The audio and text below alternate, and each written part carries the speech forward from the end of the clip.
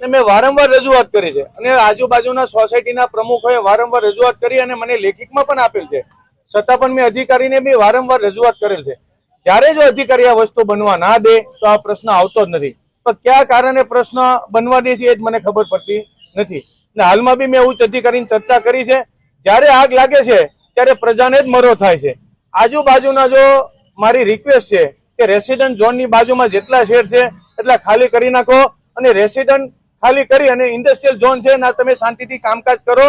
અમે તમારી સાથે જઈ પ્રજાને નુકસાનકારક થતું હોય અને પ્રજા જયારે અમને લેખિતમાં અરજી આવતી હોય એટલે અમારે કાયદેસરના પગલા ભરવા પડતા હોય છે.